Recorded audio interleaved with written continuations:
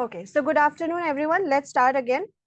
Firstly, you have 5 chapters. Maths के बारे में मैथ्स सर बता देंगे, आकाश सर. इसमें 5 चैप्टर है. First chapter is basic concept, जो आज हम लोग करेंगे. It is a short chapter, बस 2 ही मार्क्स का है, बट 2 मार्क्स का चैप्टर भी हम लोग को करना है, बिकॉज सेक्शन है. सेक्शन भी सेक्शन सी में तीनों पोर्शंस में डिवाइडेड रहते हैं क्वेश्चन पेपर.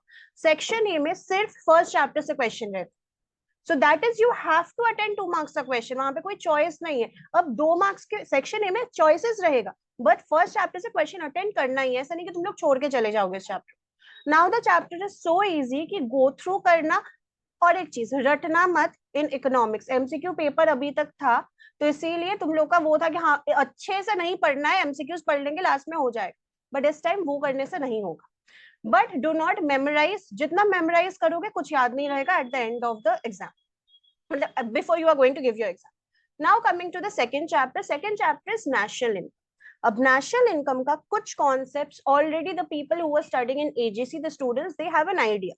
Some say सबका I am saying, not of the other things, circular flow and all. याद है circular flow? I am not asking, I am asking about the sums. हाँ, sums we have done before, but we will be those who were not in AGC and those who do not have the idea, we will be doing it again from the basics. So that is not an issue. अब national income chapter is of 6 marks. Next coming to third, fourth and fifth chapter. Third and fourth chapter entirely diagrams के ऊपर depend करेगा. Third chapter is theory of income determination. That chapter is 10 marks. तो यहाँ से start होता है major marking. 10 marks हो गया. Next coming to the fourth chapter, हम लोग का होगा वो भी डायग्राम चैप्टर है, commodity and money market. That is set to be the hardest chapter. अब hardest chapter, if you understand the diagram it is easy, but वो chapter को maximum students they try not to do it, but वहां से क्या questions आएगा and you have to attend. So if you are not doing the chapter then it will be a loss of your marks, क्योंकि 10 marks है उस chapter में. Coming to the last chapter जो entirely theory है, बस 1-2 diagrams होगा उसमें, that is of 12 marks. So first chapter is of 2 marks, second chapter is of 6 marks, third chapter and fourth chapter both are 10 marks individually, last chapter is of 12 marks. Marks distribution clear? दो तुम लोग last में जाके फिर से पूछोगे, I know that, इसलिए book मिलने के बाद I will be saying the marks distribution again. Okay. Now starting on with the first chapter, that is basic concepts. अब जब तक तुम लोगों को बुक रिसीव नहीं होता है, I'll be sending the PDF of the chapter. ठीक है. अब which I usually use to do in semester के एक चैप्टर खत्म होने के बाद I would be taking an exam, but next day we won't be doing that. पहले हम लोग बेसिक कॉन्सेप्ट्स और नेशनल इनकम दोनों खत्म करेंगे, then I will be taking an exam, because this is a very short chapter. Now इसमें हम लोग का जो चैप्टर का नाम ही है बेसिक कॉन्सेप्ट्स. बेसिक कॉन्सेप्ट्स मतलब हम लोग को कुछ बोल सकते कुछ डेफिनेशन से पढ़ना है और कुछ नहीं. फर्स्ट इज तुम लोग का इस बार क्या है, मैक्रो इकोनॉमिक्स. अब सिर्फ मैक्रो इकोनॉमिक्स का डेफिनेशन नहीं, माइक्रो भी क्या होता है वो भी पढ़ना है. Now, what is microeconomics and what is macroeconomics? What do you understand by micro? Just give me a single word, keyword. Micro. That is not the keyword. Individual correct. Macro means large. Larger aspect और wider aspect. So जब हम लोग micro के बारे में बात करते हैं, माइक्रो हो जाता है when we are talking the word that he said individual aspect में, मतलब on a smaller aspect हम लोग बात करते हैं. जैसे हम लोग अगर बोले individual consumer, individual firm, individual producer, वो क्या हो जाता है, वो हो जाता है हम लोग का माइक्रो कॉन्सेप्ट. बट वहीं पे मैक्रो कॉन्सेप्ट का क्या हो सकता है एग्जांपल, जैसे नेशनल इनकम. हम लोग का जो सेकंड चैप्टर ही नेशनल इनकम. नेशनल इनकम में क्या हम लोग सिर्फ एक इंडिविजुअल का इनकम लेते हैं, we are taking the income of the nation. अब उस नेशन में किस किस का इनकम लेंगे नहीं लेंगे वो हम लोग नेक्स्ट चैप्टर में डिस्कस करेंगे. तो मैक्रो में क्या हो जाता है, जैसे हम लोग एग्जांपल ले सकते हैं, नेशनल इनकम बोलो, इन्फ्लेशन बोलो, डिफ्लेशन बोलो, ये सब कुछ है, हम लोग डेफिनेशंस भी पढ़ेंगे. तो these are certain examples of macro economics. So macro economics keyword इसलिए बोल रही हूँ रटना मत, because you have to go for the keywords when you are writing. तो कीवर्ड्स हम लोग का क्या है, when we are talking of the economy on a wider aspect और अ लार्जर स्केल. क्लियर हुआ, यहाँ तक कोई डाउट नहीं है. Next coming to the types of goods. First is intermediate goods. अब मैं पीडीएफ इसलिए नहीं दिखा रही हूँ बिकॉज जैसे मैं पीडीएफ दिखाऊंगी तुम लोग पीडीएफ देख के फिर आंसर करो. So we are not going to do that. First is intermediate goods. Intermediate goods क्या होता है, वन स्पेसिफिक वर्ड.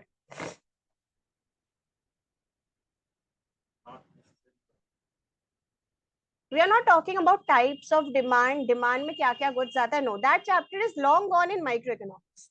अब हम लोग मैक्रो में पढ़ रहे हैं, तो हम लोग का इसमें इंटरमीडिएट गुड्स क्या होता है. Okay, let me give you two thing, intermediate goods and capital goods. दोनों ही प्रोडक्शन प्रोसेस में यूज होता है, ठीक है. It has not cross the line of production. तो प्रोडक्शन में इंटरमीडिएट्स क्या हो सकता है और कैपिटल गुड्स क्या हो सकता है. Ma'am raw material. अकाउंट्स नहीं है, कॉस्ट नहीं है, do not use those words. बोलो, somebody who said, give the raw answer. Materials. Raw materials मतलब कौन सा वाला रॉ मटेरियल्स है, इंटरमीडिएट या कैपिटल. इंटरमीडिएट. करेक्ट. जब हम लोगों को इंटरमीडिएट गुड्स के बारे में लिखना है, the word that we have to mention is what, raw materials. जैसे कोई भी टी शर्ट या ये सब बनाने के लिए थ्रेड लगता है, that is what, that is raw material and it is used in the line of production. तो वो हो जाता है हम लोग का इंटरमीडिएट गुड्स. वहीं पे कैपिटल गुड्स क्या होगा. अब वो जो हम लोग थ्रेड के बारे में बात कर रहे, वो तुम कस्टमर को पकड़ा दोगे कि तुम खुद बना लो. You have to process that. Processing हम लोग किससे करते हैं, मशीन्स में. तो मशीन्स क्या हो जाएगा, that is our capital good. तो इंटरमीडिएट गुड्स में क्या आता है, रॉ मटेरियल्स, और कैपिटल गुड्स में क्या आता है हम लोग का, मशीनरीज. यहां तक क्लियर. अब आता है नेक्स्ट हम लोग का producer goods. Now what is producer good, apart from the saying कि जो गुड्स प्रोड्यूसर यूज करते हैं कुछ बनाने के लिए. प्रोड्यूसर गुड्स में कौन सा दो चीज आता है. अभी हम लोग क्या पढ़े, just before producer goods, intermediate and capital. तो प्रोड्यूसर गुड्स में क्या आएगा, प्रोड्यूसर, इंटरमीडिएट और कैपिटल गुड्स ही तो यूज करते हैं बनाने के लिए. तो these two goods comes under our producer goods. अब ये गुड्स को प्रोसेस करके सब कुछ फिनिश होने के बाद हम लोग के हाथ में क्या आता है, फिनिश गुड्स, फाइनल गुड्स और consumer goods. Whatever the question is being asked, answer same होगा तीनों के लिए, consumer goods, final goods and finish goods. So it has what, it has cross the line of production. लेकिन वहीं पे अगर हम लोग प्रोड्यूसर गुड्स के बारे में बात करें या इंटरमीडिएट गुड्स के बारे में बात करें और capital goods, it has not cross the line of production. यहां तक clear. Online students clear till here. Yes, ma'am. Yes, ma'am. Okay, now coming to the next portion. तो यहाँ पे हम लोग का consumer goods, final goods, everything we have completed here, ठीक है. अब प्रोड्यूसर गुड्स जो हम लोग का है, प्रोड्यूसर गुड्स बाद में है, बट आई हैव, जब मैं गुड्स के बारे में डिस्कस कर रही हूँ, मैंने सारा गुड्स एक साथ डिस्कस कर दिया, ठीक है. Next coming to investment. Now what is investment, capital investment as in the money that the business firms are using in their business. firms में invest करना. अब इसमें investment में भी there are particular types of investment. The two main type that we talk about apart from gross and net investment, वो होता है real investment and portfolio investment. Last one, white t-shirt तुम ही पहने. What is real investment? Okay, what are the real assets of the company? Real assets of the company क्या होता है? हम shares, debenture. Not shares and debentures, वो हम लोग के पोर्टफोलियो इन्वेस्टमेंट में आ जाएगा.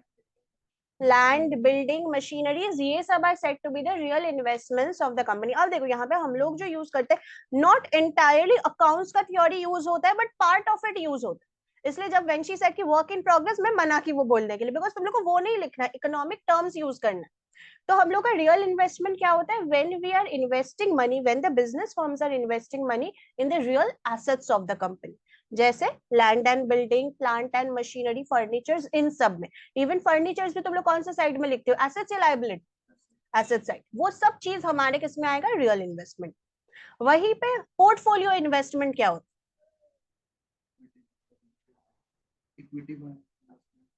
We are not investing basically. यहाँ पे सी, पोर्टफोलियो इन्वेस्टमेंट फॉर्म देता है रियल इन्वेस्टमेंट में. इसको ढंग से सुनना, there are certain things which are important from this chapter, जैसे portfolio investment. A portfolio investment, it is a bit confusing but it is important. Portfolio investment में क्या होता है, suppose Rohit has his company. अब उसके कंपनी का shares, debentures होगा. he will be issuing, taking shares into account, he will be issuing shares in the market, right? Now the others, they might be stakeholders जो होंगे, they might be purchasing his, investing in his company, they will be purchasing his shares. अब shares जब purchase करेगा, the word purchase involves money, तो उसको पैसा मिलेगा, Rohit will be receiving money, अब वो पैसे से जब वो real assets of the company खरीदेगा, that would be your portfolio investment. Portfolio investment is basically what, when we are issuing our shares and when we are receiving money from. But वहीं पे economics में portfolio investment का definition खत्म नहीं होता. What you have to do with the money, तुम अगर कोई और चीज में उसको यूज करोगे, हम लोग उसको पोर्टफोलियो इन्वेस्टमेंट नहीं बोलेंगे. But when we are using buying real asset, जैसे लैंड, उस जो पैसा आया उससे यू परचेज द लैंड, वो हो जाएगा हमारा पोर्टफोलियो इन्वेस्टमेंट. क्लियर हुआ यहाँ तक? कोई डाउट है? तो it comes line by line. First what, shares हम लोग इशू करते हैं, शेयर्स को after the people have purchased it we are receiving money. उसी पैसे से हम लोग क्या करेंगे, we will be investing in the real assets of the company. Clear यहाँ तक? इसके बाद आता है हम लोग का gross and net investment. What is gross and what is net? Gross में, इकोनॉमिक्स में, what is the one thing that is included? Correct. Gross investment क्या होता है?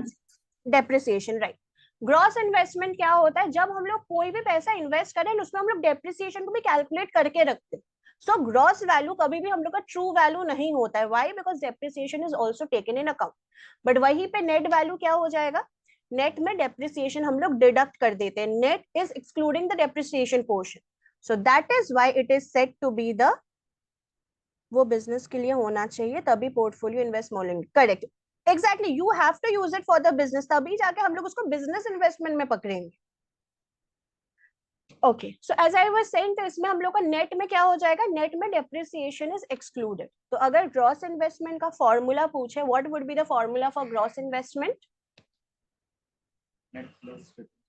Net investment plus depreciation. At least you three would have been answering this just because तुम लोग national income chapter किए. तो gross investment is what? Net investment plus depreciation. वहीं पे net investment का फॉर्मूला क्या हो जाएगा? Gross investment minus the depreciation amount. Clear? इसके बाद आता है हम लोगों का प्राइस लेवल. अब जब हम लोग price level, these are not questions that you are asked, बस हम लोग एक बार गो थ्रू करके रखेंगे इन केस, क्योंकि लास्ट टाइम जो सेम 5 का पेपर आया था, it was very difficult. Like in the last 5 years उन लोगों का सबसे डिफिकल्ट पेपर आया, तो इसलिए चांस क्यों लें. बट तुम लोग का कंपैरेटिवली, जस्ट बिकॉज एक पेपर हार्ड आ चुका है, तुम लोग का इजी आने का चांसेस. तो इसमें प्राइस लेवल क्या होता है? प्राइस लेवल हम लोग को एक पर्टिकुलर, कुछ बोल रहे हो?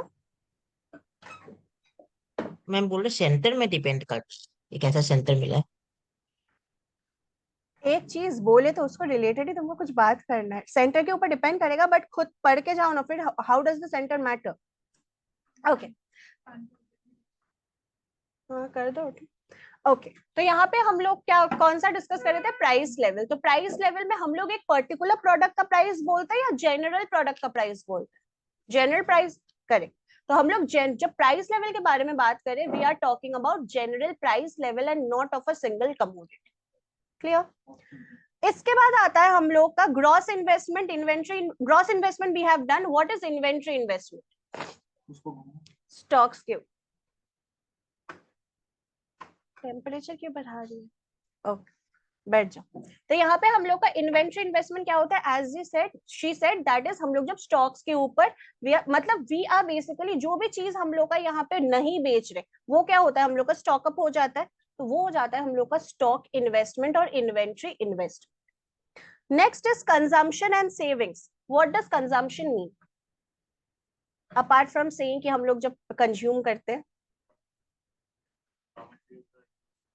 Consumption is done by consumers. Raw materials consume करेंगे हम लोग ऑन आवरसेल्व्स, एंड अगर तुमको रिग्रेट हो उसके बाद, will that be called a consumption in economic terms? नहीं. जब तक हम लोग को utility as in satisfaction derive नहीं होगा, तब तक इन इकोनॉमिक टर्म्स उसको कंजम्पशन नहीं बोला जाता है. यू आर परचेजिंग समथिंग, फिर घर में जाके तुमको रिग्रेट हुआ कि क्यों पैसा वेस्ट किया, होता है बहुत बार. बट हम लोग के पॉकेट से क्या हो रहा है? वो दैट पैसा is going out. Normal terms में वो हमारा कंजम्पशन ही है. बट इन इकोनॉमिक टर्म्स, जब तक हम लोग कोई गुड से यूटिलिटी डिराइव नहीं होगा, दैट इज सेटिस्फैक्शन डिराइव नहीं होगा, तब तक हम लोग उसको कंजम्पशन नहीं बोल सकते. Next coming to savings. Savings का फॉर्मूला क्या होता है? ये सेविंग्स है ना, income minus expenditure which means consumption. Correct. And income is denoted by Y.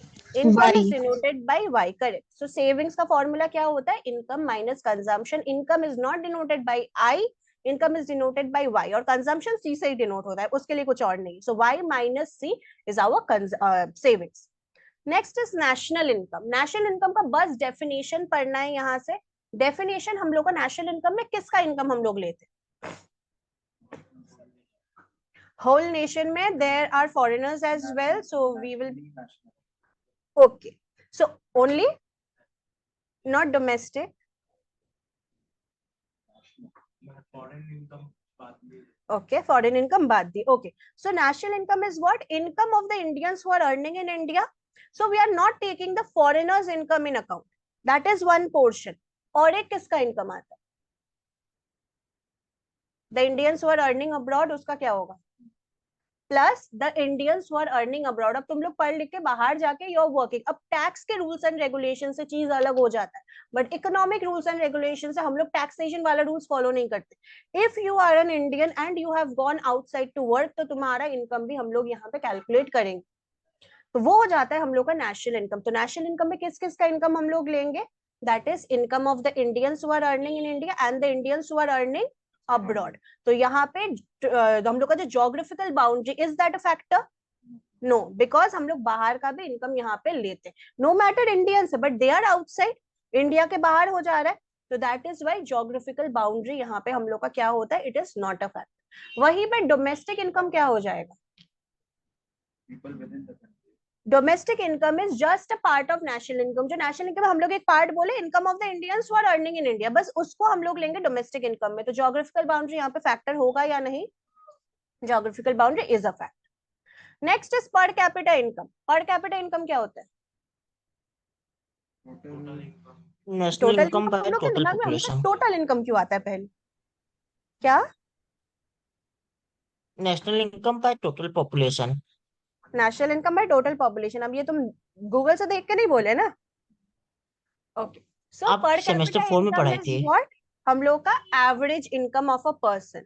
अब उसके लिए हम लोग का फॉर्मूला क्या होता है? टोटल इनकम कभी मत लिखना, it is national income by population. ठीक है. Next coming to capital loss and depreciation allowance. What is capital loss? यहाँ पे नहीं है, ऊपर मैंने स्क्रॉल कर दिया उसको. Wear and tear of fixed assets. Okay, wear and tear of fixed assets, ये तुम किसका बोल रहे हो वो तो बताओ. कैपिटल लॉस या डेप्रिसिएशन डेप्रिसिएशन अलाउंस. का? किसका? डेप्रिसिएशन का. डेप्रिसिएशन का. डेप्रिसिएशन का. करेक्ट. Depreciation is what? जब हम लोग कोई भी एसेट्स, फिक्स्ड एसेट्स खरीद रहे हैं एंड उसको यूज करते करते क्या होता है? वेयर एंड टियर होता है. अब जब हम लोग उसको बेचने जाते हैं, वो क्या हो जाएगा हम लोग का? डेप्रिसिएटिंग वैल्यू हम लोग को मिलेगा. तो that is what? That is depreciation. कि वेयर एंड टियर के वजह से यहाँ पे हम लोग का जो वैल्यू है वो कम होता है. But what is capital loss? Capital losses जब कोई अनसर्टेन इवेंट, कोई आग लग गया या कुछ हुआ, उसके वजह से हम लोग का मशीनरीज या जो भी फिक्स्ड एसेट्स है वो खराब हो गया. तो that is our capital loss. So capital loss is what? Uncertain event के वजह से. और डेप्रिसिएशन इज व्हाट? हम लोग का वेयर एंड टियर के वजह से. ठीक है. Next coming to aggregate. इसके ऊपर और कुछ? हाँ, paradox of thrift. It is very important. What is paradox of thrift? heard the word before? Theft नहीं है, थ्रिफ्ट है. Not the thrift store.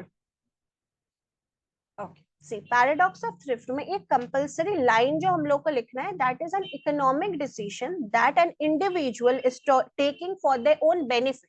It might not benefit the economy in the end. Which means अगर मैं कोई डिसीजन अपने लिए ले रही हूँ for my own benefit, it might not benefit the economy at the end. Economically it might not be so helpful. बस इतना लाइन लिखने से नहीं होगा. You have to explain the point. How? There is a particular set of things that you have to write. उसके बाहर कुछ लिखना नहीं. अगर मैं यहाँ पे taking from my point of view, micro से स्टार्ट करते फिर मैक्रो पॉइंट ऑफ व्यू में जाते. अगर मुझे कुछ खरीदना है and my income is constant and neither my parents are giving me the money, तो मुझे क्या करना होगा? यहाँ पे अपने सेविंग्स को इंक्रीज करना होगा. मैं अपने सेविंग्स को यहाँ पे इंक्रीज करूंगी. सेविंग्स को इंक्रीज करने से my income being constant, consumption क्या हो जाएगा? कंजम्पशन क्या होगा? सेविंग्स, तुम्हारा पैसा यहाँ पे, इनकम इंक्रीज नहीं हो रहा है, तो सेविंग्स जब इंक्रीज होगा तो कंजम्पशन क्या होगा? डिक्रीज हो जाएगा. डिक्रीज हो जाएगा. कंजम्पशन डिक्रीज होगा, consumption will go down because 10,000 rupees if your income is 7,000, अगर हम लोग सेविंग्स करते कंजम्पशन के लिए, हम लोग के पास कितना बचता है 3,000, तो सेविंग्स इंक्रीज करने से कंजम्पशन कम होगा। अब हम लोग का सभी का मेंटालिटी देखो इकोनॉमी को हेल्प करने के लिए है, hardly people are there who wants to help the economy कि हाँ हम लोग इकोनॉमी का जीडीपी बढ़ाएं, उस मेंटालिटी से हम लोग कोई काम नहीं करते, हम लोग अपने लिए सोच। अब ये सोच अगर सबका होता है कि अब people are concerned about themselves, सबको कुछ ना कुछ खरीदना है, तो सब अपना सेविंग्स क्या करेंगे, इंक्रीज करेंगे, इनकम कांस्टेंट है ये अजम्पशन रख के हम लोग को करना है। तो इन सेविंग जब सब इंक्रीज कर रहे, तो इन लोगों का सबका एग्रीगेट डिमांड क्या होगा, हम जब इंडिविजुअल के बारे में बात करें वो कंजम्पशन है, सेविंग्स इंक्रीज हुआ तो कंजम्पशन कम हुआ, and if everybody started thinking the same way, aggregate demand क्या होगा, एग्रीगेट डिक्रीज डिमांड हो मतलब जाएगा। Total demand for goods, aggregate demand correct, it will go down. अब डिमांड ही नहीं है गुड्स का, सप्लायर सप्लाई करेंगे, एग्रीगेट सप्लाई क्या हो जाएगा, aggregate supply will go down as well. अब जैसे सप्लाई कम होगा, अगर तुम लोग सप्लायर हो, तुम लोग क्या बेकार में लेबर्स और एम्प्लॉइज रखोगे, तो employment will also go down. अब एम्प्लॉयमेंट जैसे ही डाउन आएगा, सैलरी वेजेस का रेगुलेशन क्या हो जाता है मार्केट में, बढ़ेगा या कम होगा, कम हो जाएगा, बिकॉज एम्प्लॉयमेंट कम हो रहा है तो मनी सर्कुलेशन भी तो कम होगा, सैलरी वेजेस भी यहाँ पे हम लोग का कम हो जाएगा। जैसे हम लोग का सैलरी वेजेस का रेगुलेशन कम होता है, नेशनल इनकम पे क्या इम्पैक्ट पड़ेगा, नेशनल इनकम फॉल डाउन नहीं होता, गो डाउन होगा, तुम गिरा दोगे कैसे उसको, it will go down, correct, jokes apart correct, it will go down. तो यहाँ पे हम लोग क्या किए, we started saving more for our own benefit, but at the end economy का क्या हुआ, national income it reduced. Clear हुआ, तो एक बार पूरा बोलो, सेविंग्स अगर इंक्रीज होता है कंजम्पशन क्या होगा, डिक्रीज होगा, कंजम्पशन डिक्रीज होने से नेक्स्ट क्या होता है, if everybody starts aggregate, exactly, aggregate demand will go down, next aggregate supply will also fall, uske baad employment will go down, firstly employment will go down, then salaries and wages will also reduce, decrease होगा, उसके साथ at the end क्या हो रहा है, national income will go down। हम लोग paradox of thrift में बस इतना ही लिखते हैं, बट एक्चुअल अगर हम लोग रियलिटी पर्सपेक्टिव से देखें, if national income is going down, then हम लोग का salary wages at the end क्या होगा, the people who were trying to save more, जो उस कंपनी में सपोज काम नहीं कर रहा है, the people who were trying to save more, उन लोग का भी तो सैलरी वेजेस में कट ऑफ आ जाएगा। So that is a secondary perspective, वो हम लोग पैराडॉक्स ऑफ थ्रिफ्ट में नहीं दिखाएंगे, क्योंकि पैराडॉक्स ऑफ थ्रिफ्ट में first line is very important when you are writing an economic decision that an individual is taking for their own benefit might not benefit the economy at the end, and then you have to write the savings वाला portion। Clear हुआ ये वाला, क्योंकि paradox of thrift बहुत सारे answers में तुम लोग को चेपना है, ठीक है, there are multiple answers, you because 2 marks का क्वेश्चन, अगर डिफरेंस भी पूछता है मैक्सिमम 3 डिफरेंस लिखना है, 3 से, बिकॉज एक हमेशा ज्यादा, 2 मार्क्स है मतलब 2 ही डेफिनेशन डिफरेंस लिख के आओगे, मत करना, एक डिफरेंस एक्स्ट्रा दे के रख, ठीक है। Next coming to aggregate expenditure, now what is aggregate expenditure, इसका एग्रीगेट, मतलब वो the word aggregate means consumption, total, क्या, मैम इसका मतलब वो consumption plus investment plus government plus net exports, net export में क्या आता है, ये export minus import, okay, export का डिनोशन क्या होता है, एक्स और इंपोर्ट, एम। ओके, तो फर्स्ट तुमको क्या लिखना है, it would be X minus M, उसके बाद तुमको पूरा एक्सप्लेनेशन देना है उसका। Okay, now I do not know ये जब तक स्क्रीन पे था तुम देख लिए या नहीं, but still if you know it from your own end, good. Okay, aggregate expenditure, aggregate word का मतलब बहुत स्टूडेंट्स को कंफ्यूजन होता है कि it is average, it is not average, it is total, aggregate means total. तो किस कौन कौन एक्सपेंस करता है, एक्सपेंडिचर मतलब who are the people who are buying things, first हम लोग खरीदते हैं, we are what, households और कंज्यूमर्स, तो सी आ गया हम लोग का एग्रीगेट एक्सपेंडिचर में। नेक्स्ट कौन करेगा, बिजनेस फर्म्स इन्वेस्ट करते हैं, बिजनेस फर्म्स जब इन्वेस्ट करेंगे उसका क्या टर्म होता है, हम लोग कंजम्पशन हमारे लिए सी यूज की, now what for the business investment, I, C plus I आ गया हमारा, देन गवर्नमेंट भी they are purchasing something on the other, तो उसके लिए plus G, lastly net export as he said that is X minus M, तो X minus M पहले, तो हम लोग को अगर ये पूछता है क्या लिखना है, पहले एग्रीगेट एक्सपेंडिचर का एक्सप्लेनेशन लिखना है, next we have to give the formula for it, फिर इस फॉर्मूला को तोड़ के तुमको दिखाना है, कि C is equal to what? Your consumption expenditure. I is your investment. G is your government. You have to break down the portions and write. Clear हुआ? इसके बाद आता है हम लोग का producer good. We have already done this. Producer goods में what are the two goods that comes into the picture? Intermediate and capital. Correct. Next is durable goods and non-durable goods. लंबा होता है, so we can use the product for a long period of time like these shares. तो ये हो गया हम लोग का ड्यूरेबल गुड्स. वहीं पे नॉन ड्यूरेबल कंज्यूमर गुड्स क्या हो जाएगा? मिल्क वगैरह. तो ये सब हम लोग का जो लंबे टाइम तक चलेगा. Next is our fixed investment. Now what is fixed investment? वही सेम चीज, रियल एसेट्स की तरह ही है ये भी, बस अलग अलग वर्ड्स दे दिए. जैसे कंज्यूमर, करेक्ट, जो fixed assets of the company में हम लोग पैसा इन्वेस्ट करते हैं वो हमारा हो जाता है fixed investment. Lastly we have aggregate consumption. Okay, what is aggregate consumption? Total consumption of whom? The entire nation. Okay, then what is aggregate expenditure? Consumption is done by whom? Who are the final consumers? Households. तो aggregate consumption क्या होता है? हम लोग का total consumption, as in households का total consumption. Do not confuse aggregate expenditure and aggregate consumption. Consumption मतलब हम लोग कर रहे हैं, aggregate expenditure मतलब सबका यहाँ पे consumption एक साथ hold किया जाता है. Next, coming to certain differences. अभी देखो माइक्रो मैक्रो में we have differences around 12. तुम लोग को 12 पढ़ना है. कितना पढ़ना है? 2 मार्क्स का क्वेश्चन रहेगा. मतलब थोड़ी देर पहले बोलने के बाद who all said 3? हाँ, बस तुम लोग सुनो मत. 2 पढ़ेंगे. 2 पढ़ेंगे. हाँ, तुम 1 पढ़ के जाना, तुम पढ़ के ही मत जाना. 3 पढ़ना है. एक्स्ट्रा के लिए 1 रख रहे हम, तो 2 मार्क्स के लिए 2 होता है, तो 1 एक्स्ट्रा तो बोल ही रहे, तो भूल कैसे जाओ? पैराडॉक्स ऑफ थ्रिफ्ट याद रहेगा. तो फर्स्ट हम लोग को हमेशा डिफरेंस में क्या लिखना पड़ता है? अगर माइक्रो मैक्रो के हिसाब से हम लोग बोले, फर्स्ट पॉइंट क्या होना चाहिए? Macro is a wider concept and micro is a Which means what? हम लोग को डेफिनेशन लिखना है. तो फर्स्ट पॉइंट हो गया डेफिनेशन, ये याद रहेगा. Next is what? एग्जांपल्स. ये इतना तक याद रहेगा तुमको? Okay. Third point, paradox of thrift. जब हम लोग इकोनॉमिक डिसीजन अपने लिए ले रहे टिल दैट पॉइंट की सेविंग्स इंक्रीज हो रहा है, कंजम्पशन रिड्यूस हो रहा है, वो कौन से पोर्शन में लिखना है? माइक्रो. और मैक्रो में कौन सा लिखना है? The entire portion. ये 3 तो याद होना चाहिए. क्लियर? तो माइक्रो मैक्रो में 3 ही point for each and every one. हम लोग को 3 ही पॉइंट चाहिए, उससे ज्यादा हम लोग को चाहिए नहीं. द अदर जो हम लोग का पॉइंट्स है 9, that is a waste. Next is final and intermediate goods. हम लोग सारा पॉइंट्स यहाँ पे कुछ छोड़ के बाकी सब कुछ कर चुके हैं. So what is intermediate goods and what is final goods? Raw materials. Intermediate goods are raw material, और final goods that are ready for consumption. तो कौन सा वाला तुम्हारा? जैसे ये हो गया फर्स्ट पॉइंट, तो सेकंड पॉइंट में और क्या लिख सकते हो? एग्जांपल्स. और एक 3 पॉइंट बोल रही हूँ.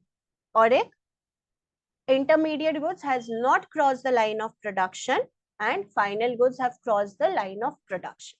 हो गया यहाँ पे 3 point. Next is stock and flow. Now what is stock and what is flow? stock मतलब जो dead stock type of जो निकल नहीं रहा है. जो निकल नहीं रहा है. ओके. और फ्लो? फ्लो जो बन रहा है, प्रोड्यूस हो रहा है और निकल जाता है. Okay. With an example. Dead stock like किसी चीज का ट्रेंड है तो सब प्रोड्यूस कर रहा है एंड वो तुरंत तुरंत सेल हो जा रहा है, बट कोई समझे आउट फैशन हो गया और वो स्टॉक, वो हम लोग का स्टॉक हो जाता है. जैसे विंटर में, we take the example, winter में क्या होता है? विंटर क्लोथ्स कॉन्स्टेंटली सप्लाई हो रहा है, तो supply is what? Supply is a flow concept.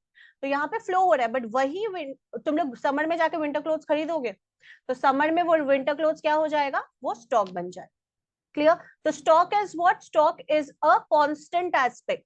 हम लोग का चेंज नहीं हो रहा है बहुत जल्दी. इट टेक्स टाइम कि फिर से नेक्स्ट विंटर आएगा तब जाके वो स्टॉक हम लोग का फ्लो बनेगा. तो स्टॉक क्या हो जाएगा? कांस्टेंट रहता है. वहीं पे फ्लो क्या हो जाएगा हम लोग का? It is dynamic. तो हम लोग का dynamic word we have to use here. तो it is what? It is going on change. Clear हुआ? Next example. क्लियर यहां तक? इसके बाद आता है हम लोग का इन्फ्लेशन एंड डिफ्लेशन. ना what is inflation and deflation? इसका मैं इस ऊपर स्क्रॉल नहीं कर रही हूँ बिकॉज ये तुम लोग नहीं देख के भी आंसर कर सकते, फिर भी वो देख रहा है. इन्फ्लेशन क्या होता है? What is inflation? Rise in price, okay, एक प्रोडक्ट का एक बार प्राइस इंक्रीज होके रुक जाता है, can that be called an inflation? No. So persistent rise in price, persistent consistently जब कोई प्रोडक्ट का प्राइस राइज हो रहा है over a period of time, वो होता है हम लोग का इन्फ्लेशन. और डिफ्लेशन क्या होगा? वहीं पे सेम चीज परसिस्टेंटली जब फॉल हो रहा है प्राइस. क्लियर? इसके बाद आता है gross product and national product. अब ग्रॉस प्रोडक्ट मेनली हम लोग क्या लिखते हैं? इट इज व्हाट जीडीपी हम लोग का हो जाता है. तो ग्रॉस प्रोडक्ट में हम लोग क्या बोल रहे हैं? Gross is what? Depreciation is taken into account. Domestic value हम लोग ले रहे हैं, which means domestic value, that is our second point. Next क्या होगा? ज्योग्राफिकल बाउंड्री फैक्टर होता है या नहीं? Geographical boundary is a factor. So these are our 3 points. Going to our national, national में क्या हो जाएगा? नेट हम लोग इसमें नेट में यूजुअली लेते हैं. तो नेट में अगर हम लोग ग्रॉस में भी तुम लोग आंसर करते हो, बिकॉज द थिंग इज यहाँ पे तुम लोग को नेट नेशनल या ग्रॉस नेशनल प्रोडक्ट नहीं बोला. The way you are writing the answer तुम उसको उसमें एक्सप्लेन करो. अगर तुम लोग जीएनपी में एक्सप्लेन करो ग्रॉस नेशनल प्रोडक्ट, तब लिखना कि depreciation is taken into account. But वहीं पे अगर तुम इसको considering it to be a net value, तब हम लोग का क्या हो जाएगा? Depreciation is not taken into account. Next point, national values हम लोग यहाँ पे ले रहे हैं, which means the products that are being made outside as well by Indians. Third point हम लोग का क्या हो जाएगा यहाँ पे? Geographical, correct. Geographical boundary will not be a fact. Clear यहाँ तक? इसके बाद आता है expected inventory accumulation and unexpected inventory accumulation.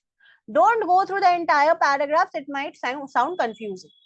First क्या बोला? एक एक करके टर्म देखते हैं. What does the word inventory mean? Stock. Accumulation, जमा होना, कहीं पे स्टॉक आउट, स्टॉक अप होना. तो दैट इज व्हाट, जमा होना. और एक है अनएक्सपेक्टेड और एक्सपेक्टेड. इसका मैं नहीं मांग रही हूँ तुम लोगों से explanation. Now coming to unexpected inventory accumulation. Now what is unexpected inventory accumulation? Suppose she has a shop. अब उसको लगा है, और वो क्लोथ्स का शॉप है. शी थॉट कि इस ये अगर 100 यूनिट्स प्रोड्यूस करती है, 100 यूनिट्स पूरा बिक जाए. But at the end of the month, she saw कि 60 units she has been able to sell. 40 units क्या हुआ? 40 units stock inventory accumulate हुआ, and that was not what she expected. तो वो जब उसको लगा था कि हाँ बिक जाएगा, बट तब जब जाके हम लोग का सामान नहीं बिकता है, वो हम लोग का अनएक्सपेक्टेड इन्वेंट्री एक्यूमुलेशन हो जाता है. और एक्सपेक्टेड इन्वेंट्री एक्यूमुलेशन क्या होता है? इसको लगा था कि हाँ there might be a chance कि वो सामान नहीं बिकेगा, but still she took a chance. तब जाके हम लोग का सामान जब नहीं बिकता, बिकॉज दोनों केस में नहीं बिकेगा, बिकॉज इन्वेंट्री में एक्यूमुलेशन तुमको दिखाना ही. बट जब उसको पता है कि नहीं बिक सकता है, तब इन्वेंट्री में एक्यूमुलेट हुआ, then it can be said to be expected inventory accumulation. She was already predetermined from the very beginning कि उसका माइंड भी नहीं बिकेगा वो सब सामान. क्लियर हुआ? Online students clear? Yes, Yes, ma'am. ma'am. Yes, Next ma'am. coming to, okay, next coming to consumer and producer goods. Do we have to Yes, go through it? Consumer goods तुम लोग ही बोलो, मैं नहीं बोलूंगी इसका. Consumer goods क्या होता है, प्रोड्यूसर गुड्स क्या होता है? जस्ट द डेफिनेशन, हाँ एक्सप्लेनेशन मुझे दो. Consumer goods is finish goods which has crossed line of production. और फाइनल गुड्स, फाइनल गुड्स का ही तो था. और producer goods, sorry, what, consumer goods बोल दिया. और प्रोड्यूसर गुड्स क्या होता है? क्या क्या इंक्लूड होता है इसमें? has not crossed the line of production, correct. और intermediate goods और capital goods मिला के हम लोग का हो जाएगा producer. Next is real investment, portfolio investment. क्या होता है? एक्सप्लेन करो. रियल इन्वेस्टमेंट क्या होता है? हाँ, तो real assets of the company में जब हम लोग इन्वेस्ट करें. वहीं पे पोर्टफोलियो इन्वेस्टमेंट क्या होगा? इक्विटी अपने इशू कर रहे हैं, दूसरे लोग परचेज कर रहे हैं, उससे हम लोग को जो पैसा आ रहा है वो हम लोग रियल इन्वेस्ट करेक्ट.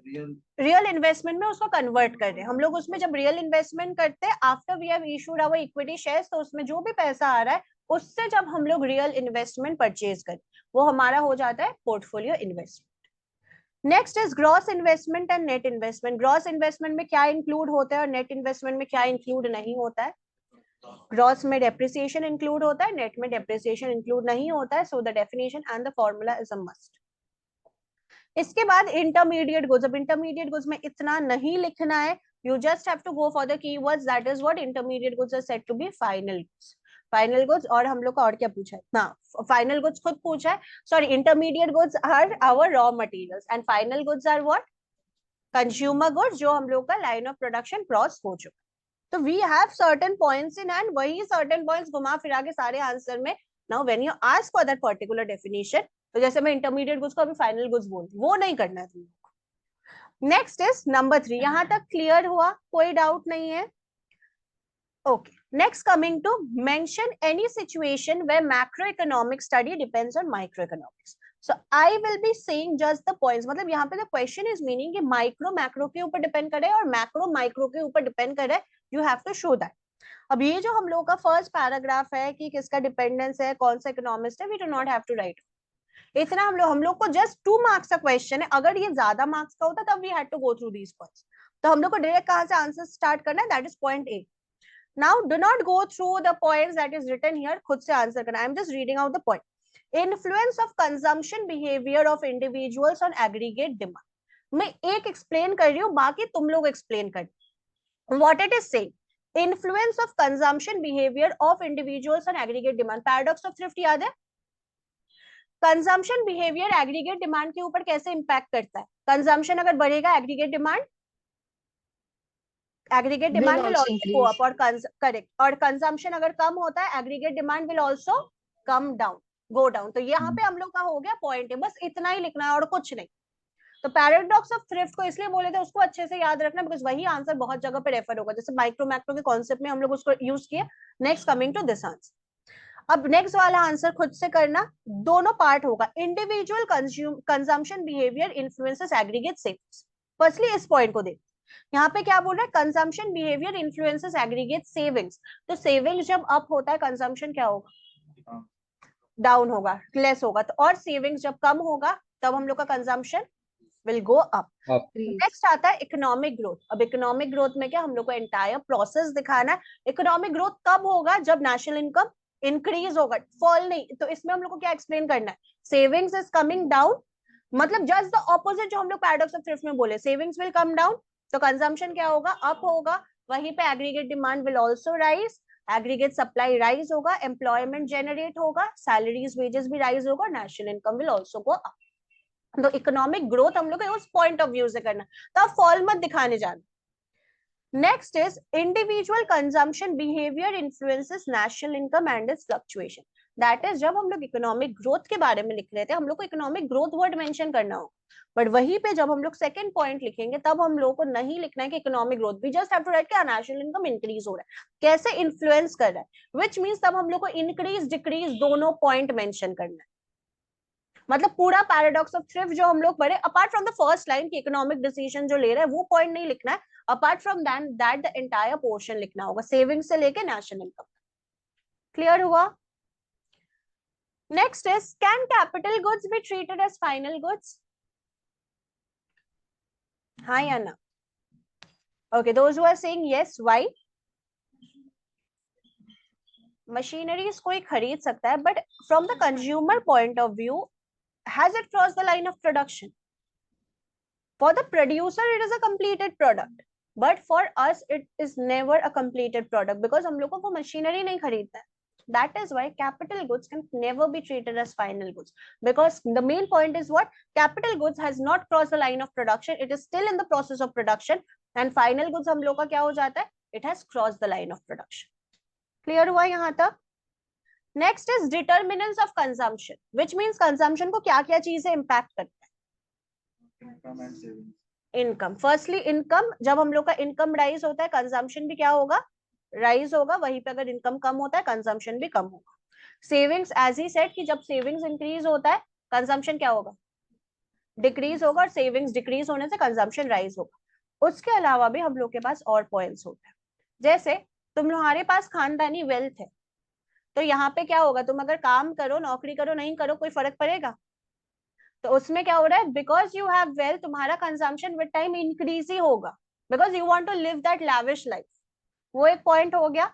और एक point which we do not follow at all, वो बोला जाता है just because we are young now, हम लोग के पास अभी कैपेसिटी है काम करने का, तो हम लोग को क्या करना चाहिए? कंजम्पशन कम करके सेविंग ज्यादा करना चाहिए. Do we do that? No. कभी ये नहीं आंसर आता कि हाँ सेविंग्स करेंगे अच्छे से. ओके, तो अभी हाँ पर्सपेक्टिव से नहीं हो रहा, इकोनॉमिक्स पर्सपेक्टिव से होगा, हम लोग रियलिटी में नहीं करते. तो इसमें क्या होता है, when we are young and we are able to work hard, हम लोग का कैपेसिटी रहता है, तो अब हम लोग को क्या करना है, सेविंग ज्यादा करना है, कंजम्पशन कम करना है। Why? Because when we will be getting old, तब हम लोग का काम करने का उतना केपेबिलिटी नहीं रहेगा, बट तब हम लोग सेविंग्स भी नहीं कर पाएंगे, हम लोग का मेडिसिन ये वो तबियत खराब सब लगा रहेगा, तो कंजम्पशन क्या होगा एट दैट टाइम, इंक्रीज हो जाएगा, तो तब यही सेविंग्स का पैसा हम लोग का निकलेगा कंजम्पशन। समझ में आया? तो फॉर फ्यूचर हम लोग के बेनिफिट के लिए, प्रिकॉशनरी मोटिव के लिए हम लोग अभी क्या करेंगे, अभी सेविंग्स इंक्रीज कर, याद रखना। हाँ, नेशनल इनकम से क्या हम लोग को, okay. Next is constituents of money supply, which means money supply. What are the things that are being included? तुम लोग के पर्स में, वॉलेट में क्या है, नोट कॉइन्स, तो that is what, that is your rupee note and coins भी money supply में आता है, और यूपीआई जो हम लोग यूज करते हैं, चेक, तो हम लोग का डिमांड ड्राफ्ट, ये सब कुछ हो जाता है हमारे मनी सप्लाई के अंडर। अब लास्ट चैप्टर में जब हम लोग पढ़ेंगे तब मनी सप्लाई के टर्म ही कुछ और हो जाए, उसमें M1 M2 M3 वो सब कुछ आए, that is a separate issue. इसके बाद आता है हम लोग का functions of money. What are the functions? First is medium of exchange. दो पॉइंट जो मेंशन करना ही पड़ेगा even if it's a 2 marks question, that is medium of exchange and stored value of money. Medium of exchange why? Because हम लोग जब कोई भी चीज खरीदते हैं उसके लिए हम लोग को पैसा एक्सचेंज करना पड़ता है। वहीं पे स्टोर्ड वैल्यू, जब बार्टर सिस्टम चलता था तब क्या कुछ वैल्यू स्टोर कर पाते थे हम लोग, सेविंग्स कर पाते थे? नो। तो बार्टर सिस्टम रिमूव होके जब ये पैसा वाला चीज आया, उसमें हम लोग क्या कर सकते हैं, वी कैन सेव मनी, तो that is our stored value of money. और एक आता है that is deferred payment. What is deferred payment? एक second, anybody online? What is deferred payment? पढ़े थे। पढ़े थे तो आंसर दो। अपार्ट, अच्छा अनमोल तुम 2 मिनट के चुप रहो। Anybody else? What is deferred payment apart from searching on Google? Ma'am, a payment which is being delayed about a deal that has been made. Not just a deal, it is basically, अगर हम लोग economic terms में बोले, future payment जो हम लोग कर सकते हैं। बार्टर सिस्टम में क्या होता था, फ्यूचर पेमेंट वाला कोई चीज नहीं था, तुम अगर कोई चीज अभी मुझसे ले रहे हो उसकी जगह पे एक्सचेंज करके तुम्हारे पास जो भी है, इफ आई नीड इट तब मुझे वो लेना पड़ेगा, I do not have a choice. But अभी क्या हो जाता है, डेफर्ड पेमेंट मतलब तुम जा रहे हो यहाँ से, तुम्हारे पास अभी पॉकेट में पैसा है नहीं, ना you are carrying your phone for UPI या नॉट, तो तुम जो भी तुम्हारे एरिया में दुकान है वहां से तुम्हारा उधारी चलता है, तो उसमें क्या होगा, तुम अभी वो चीज खरीद के बाद में उसके पैसा दे सकते हो, या किसी को लोन देना, तो वो सब कुछ क्यों पॉसिबल हुआ, बिकॉज ऑफ मनी। तो that is your deferred payment, which means जब हम लोग फ्यूचर पेमेंट कर सकते। Clear? Last is unit of account. हम लोग स्टोर्ड वैल्यू भी कर लिया, डेफर्ड पेमेंट भी कर लिया। यूनिट ऑफ अकाउंट क्या होता है? What is unit of account? जैसे हम लोग कुछ भी खरीदते हैं 1 kg के लिए, there is a particular amount of money. अब पहले बार्टर सिस्टम में क्या हुआ करता था, सपोज मैं इससे कोई एक्सपेंसिव सामान ले, और इसको मुझसे जो चाहिए that is not so expensive, तो लॉस किसका हुआ? उसका, because I am getting an expensive product, तो उसमें लॉस इज हर्स। तो ये चीज तो अगर कांस्टेंट चलता रहता है, it is not so good.